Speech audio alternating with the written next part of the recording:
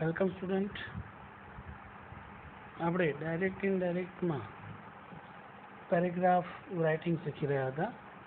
આજે આપણે અત્યાર સુધીમાં આપણે મોટા ભાગનું બધું જ કાર્ય પૂર્ણ કર્યું ડાયરેક્ટ ઇનડાયરેક્ટ સ્પીચમાં. પેરેગ્રાફ પણ ઘણા બધા સોલ્વ કર્યા અને આજે પણ આપણે અમુક સંવાદો તમારી સામે સોલ્વ કરીશું અને એમાં ધ્યાન આપીશું. અહીંયા બધા જ પ્રકારના સંવાદોના રૂલ્સ પણ આપણે જોયા, કેવી રીતે એને ફેરવવા એની પણ ચર્ચા કરી, કેવી રીતે વાક્યથી લઈને છેક આપણે સંવાદ સુધીનું કાર્ય અહીંયા કરી ચૂક્યા છીએ. અને આજના લેક્ચર્સની અંદર આપણે અહીંયા આપેલા 4 કે 5 સંવાદોની માહિતી મેળવીશું. જોઈએ જરા ફર્સ્ટ વન પેરેગ્રાફમાં. ફર્સ્ટ વન પેરેગ્રાફ છે, Atul said please give me a ticket for the ST bus station. તો અહીંયા જેવું વાક્ય હોય ને તરત જ હવે તો આપણને ખબર પડવા લાગી હશે કે વાક્યની અંદર અહીંયા વાક્ય કેવું છે, પ્લીઝ. પ્લીઝ પછીનું વાક્ય મૂળ ક્રિયાપદથી શરૂ થયું, આજ્ઞાર્થ વાક્ય. આજ્ઞાર્થ વાક્ય છે તો પ્લીઝ આપ્યું છે તો શું થવાનું છે, દૂર થવાનું છે. બીજું, આ કંડક્ટર સે સોરી આઈ કાન્ટ. શું કહે છે, મને કે બસ સ્ટેશન, મહેરબાની કરીને બસ સ્ટેશનની ટિકિટ આપો. તો કંડક્ટર શું કહે છે, સોરી મને માફ કરજો, હું આપી શકું તેમ નથી. Atul say why can't you give me, શા માટે તમે નથી આપી શકતા? તો conductor say because this bus will go to Kalupur only. બસ માત્ર કાલુપુર સુધી જાય છે. તો વાક્ય કેવું બનશે? ફર્સ્ટ વન વાક્ય આપણે બનાવીએ. અતુલ આજ્ઞાર્થ વાક્ય છે તો શું આવે, રિક્વેસ્ટેડ. Atul requested conductor. આપણે ત્યારે પણ કહેલું કે પ્રથમ વાક્ય લખી રહ્યા હોઈએ ત્યારે બોલનાર અને સાંભળનાર બંનેના જે નામ આપ્યા હોય આવે. બીજા વાક્યથી માત્ર બોલનારનું નામ આવે અને સાંભળનારનું કર્મણી રૂપ આવે. તો સંયોજક આજ્ઞાર્થ વાક્યમાં શું આવશે, ટુ. પ્લીઝ દૂર. ટુ પછી મૂળ ક્રિયાપદ, ટુ ગીવ. અતુલ એટલે him a ticket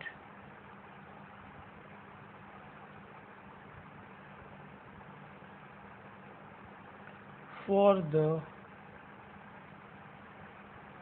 ST bus station.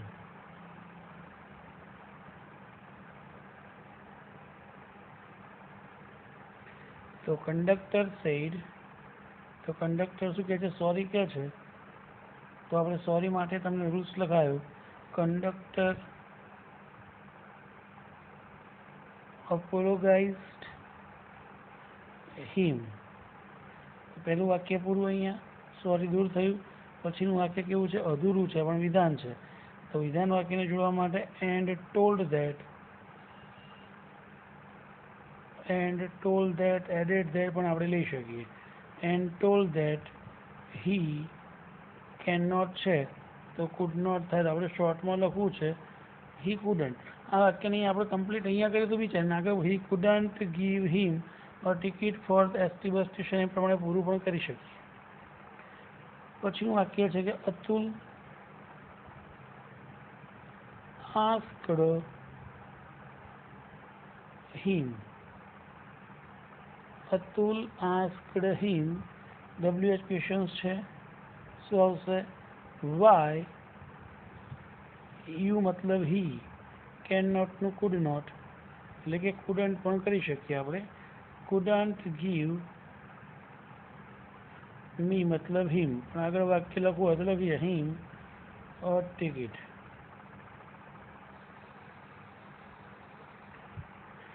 જો વાક્યની આપણે ત્યાર પછી બીકોઝ છે, વાક્યમાં conjunction and, but, because, so, therefore જેવા શબ્દો આપ્યા હોય તો આપણે દૂર કરવા હોય તો કરી શકીએ છીએ એમાંથી. તો કંડક્ટર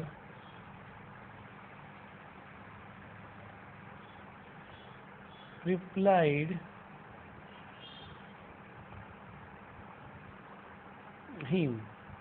વિધાન વાક્ય છે, સંયોજક શું આવશે, ધેટ. અહીંયા બે ધેટ થશે, એક સંયોજક ધેટ આવ્યું અને બીજું શું થયું, ધીસનું ધેટ થશે. ધેટ બસ વિલનું શું થશે, would. That bus would go to Kalupur only.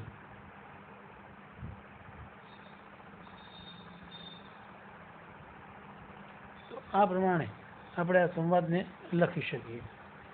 ત્યારબાદ જોઈએ તો સેકન્ડ વન સંવાદમાં એક્ઝામ્પલ નંબર 11. આગળ 10 સુધીના વાક્ય સંવાદ જોયા નિયમ સાથે કરાવતા હતા ત્યાં સુધીમાં. હવે અહીંયા સુનીતા અને લીલાબેન એટલે કે મધર એન્ડ ડોટર વચ્ચેનો આ સંવાદ છે. તો Sunita said, mummy where are you going now. તો સુનીતા, પેલું વાક્ય કેવું બનશે? સુનીતા પ્રશ્નાર્થ વાક્ય છે, શું આવશે? આસ્ક્ડ. સુનીતા આસ્ક્ડ લીલાબેન લખીએ અથવા તો હર મધર. મમ્મી આપ્યું છે એટલે આપણે હર મધર સીધું કરી દીધું. ક્વેશ્ચન છે વેર વડે બનેલું. વેર યુ મતલબ શી, એમ ઇઝ આરનું was where, she was going, અને નાવનું શું થશે? ધેન. THEN. THA ના થાય, ધ્યાન રાખવાનું. ત્યારબાદ જોઈએ તો લીલાબેન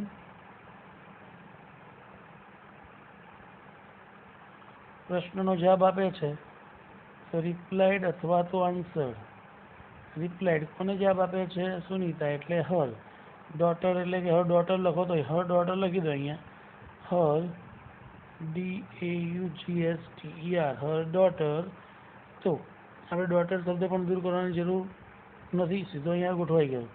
અને પ્રશ્નનો જવાબ આપ્યો. વિધાન વાક્ય સંયોજક ધેટ.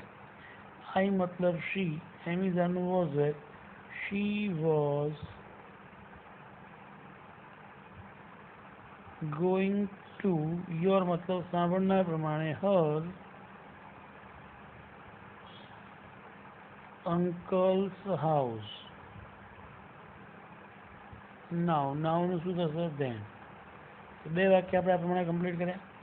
ત્રીજું વાક્ય છે સુનીતા શું કહે છે? Let me. આપણે લેટ્સ વાળા વાક્ય જોયા, લેટ મી વાળા વાક્ય જોયા હતા, અને લેટ પ્લસ થર્ડ પર્સન વાળા વાક્ય જોયા. તો અહીંયા લેટ મી વાળું વાક્ય કેવું બનશે? સુનીતા લેટ મી હોય ત્યારે રિપોર્ટિંગ શું આવે? રિક્વેસ્ટેડ. સુનીતા રિક્વેસ્ટેડ હર. હર એટલે કે હર મધર. સંયોજક શું? ટુ. ટુ લેટ યથાવત. ટુ લેટ હર. પ્રથમ ક્રિયાપદ લેટ પછીનું ફેરફાર ના થાય. Come with you. યુ એટલે પણ હર મધર એટલે કે શું થશે? હર. તો લીલાબેને એ પ્રશ્ન, સુનીતાએ પ્રશ્ન કર્યો છે ના, તેમ છતાં શું આવે છે? નોમાં જવાબ આપે. તો લીલાબેન disagreed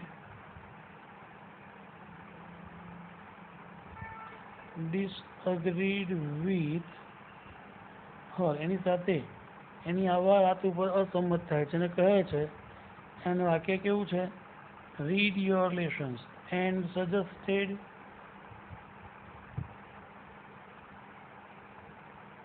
એડવાઇસ પણ આપણે લખી શકીએ. And suggested to read her lesson that day. Continue વાક્ય છે. એન્ડ એડવાઇઝડ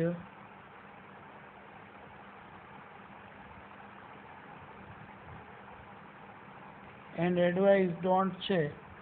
સંયોજક શું છે? Not to. Not to waste her time. તો આ પ્રમાણે આપણે બે સંવાદો જોયા. અલગ અલગ રૂલ્સ પણ આમાં આવી રહ્યા છે. સાથે સાથે આપણે શીખેલા એ પણ એપ્લાય કરવાનું યાદ રાખવું પડશે. કારણ કે જ્યાં સુધી તમારે ડાયરેક્ટ ઇનડાયરેક્ટ સ્પીચમાં રોજ એક ડાયલોગ સોલ્વ કરતા રહીએ તો આપણા બધા રૂલ્સ એકદમ પરફેક્ટ પ્રિપેર રહે આપણી પાસે. ત્યારબાદ જોઈએ નેક્સ્ટ વન એક્ઝામ્પલ છે. Example number 12. પ્રશ્ન છે કે છે what's the matter Vibha asked her mother. તો અહીંયા બોલનાર કોણ છે? Her mother. તો વાક્ય કેવું બનશે? હર મધર એટલે કે મધર આપણે ખાલી લખીને જઈશું, પ્રશ્ન પૂછે છે, અથવા તો મધર લખી શકીએ, અથવા તો મધર નથી લખવું તો આ પ્રમાણે કોના મધર છે? વિભાસ મધર. પ્રશ્નાર્થ વાક્ય છે, શું આવશે? આસ્કડ વિભા. પહેલું વાક્ય છે એટલે આપણે બંને નામ લખ્યા. વિભાસ મધર આસ્કડ વિભા. પ્રશ્નાર્થ વાક્ય છે WH. જો આ પેરેગ્રાફની અંદર આપણે ટૂંકા રૂપો આપેલા છે, આ વોટ્સ છે, તો વોટ્સ છે એટલે અહીંયા શું છે? ઇઝ છે. What is the matter? તો ઇઝ છે તો વોઝ થશે. વોટ ધ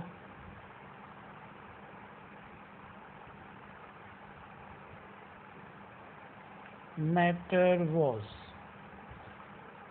શું થયું છે કે શું પ્રોબ્લેમ્સ છે વિભા એમ? તો વિભા શું છે? I have got headache. જો અહીંયા પણ શોર્ટ છે, હેવ છે, શું બનશે આને? Have. I have got a headache. Vibha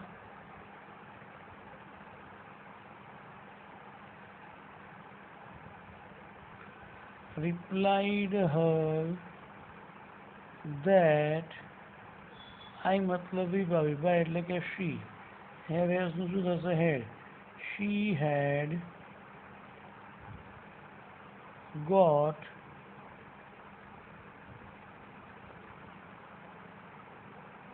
headache. તો આ પ્રમાણે કહે છે કે એને આ પ્રમાણે માથાનો દુખાવો છે, તો એનો જવાબ you better to go to bed. તો એના મધર અહીંયા વિધાન વાક્ય છે ટોલ્ડ પણ લઈ શકીએ, પણ એને એડવાઇસ કરે છે ને કે તું આરામ કરી શકે છે, તો મધર આપણે ટોલ્ડ પણ લખી શકીએ અને એડવાઇસ પણ લખી શકીએ. ટોલ્ડ હર ધેટ યુ મતલબ she better went to bed. ગોમૂળ ક્રિયાપદ હતું, તેનું ભૂતકાળ થયું. પછીનું એમ કે છે કે તું આરામ કર કે છે, તો શું કહે છે? નો. પ્રશ્ન પૂછ્યા વગર જવાબ આપ્યો તો કેવી રીતે આવશે? વિભા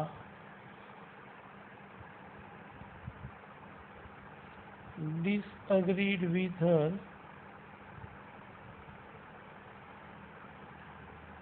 and told that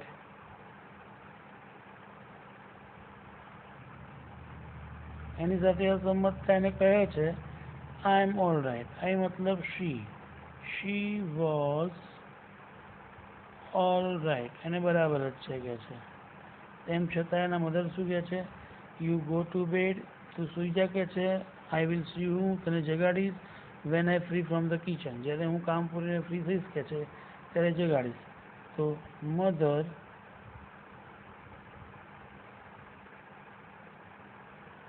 ટોલ્ડ હર. સંયોજક શું આવશે? That. she went to bed and added that. without told that પણ લઈ શકાય. and added that અને વધુમાં કહે છે સી. અહીંયા પણ જો ડબલ એલ મતલબ વિલ કે સેલ, વિલ કે સેલ હોય ત્યારે શું લઈશું આપણે? Wood. and added that she would see you મતલબ her when she was free from the kitchen.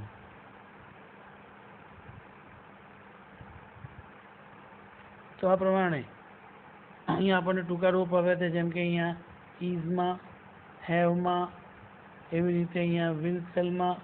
તો આવી રીતે ટૂંકા રૂપ આપ્યા હોય તો આપણને ખબર પડવી જોઈએ કે કયો શબ્દ છે, તો એ શબ્દનું ઉચ્ચારણ શું થતું હશે.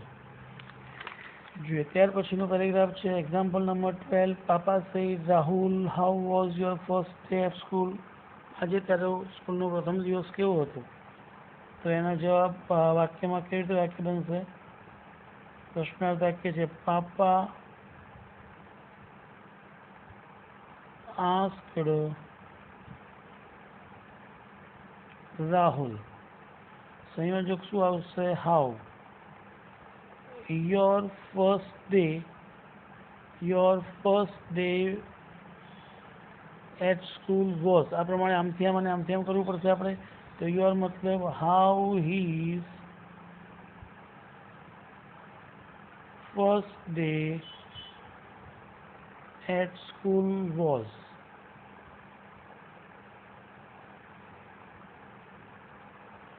એટ સ્કૂલ અને પછી શું આવશે? એમ ઇઝ આનું વોઝ હોય.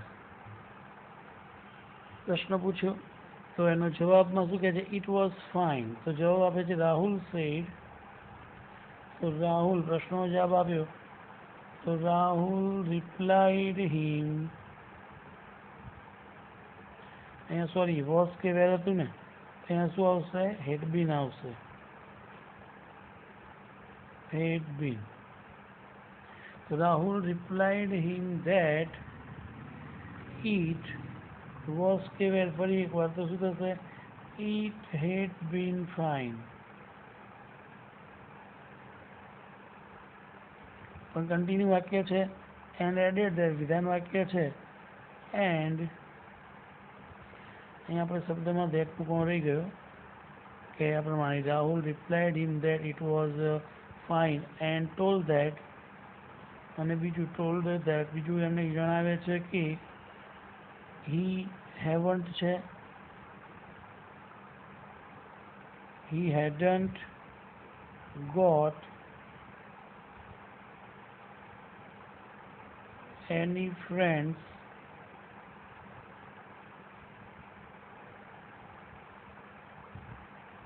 at. હજી કે છે એને એક પણ મિત્ર બન્યો નથી. તો પાપા શું કહે છે? પાપા ખાલી ટોલ્ડ હિમ ધેટ. જો આપણે ખાલી ઓકે આપ્યું હોત તો આપણે અગ્રી કરત, પરંતુ અહીંયા શું આવશે? It okay. ઇટ્સ ઓકે મતલબ ઇટ વોઝ ઓકે, કાંઈ વાંધો નહીં કે છે એમ. અને વિધાન વાક્ય છે. એન્ડ ટોલ્ડ ધેટ યુ મતલબ હી. વિલનું શું થશે? Would. He would make friends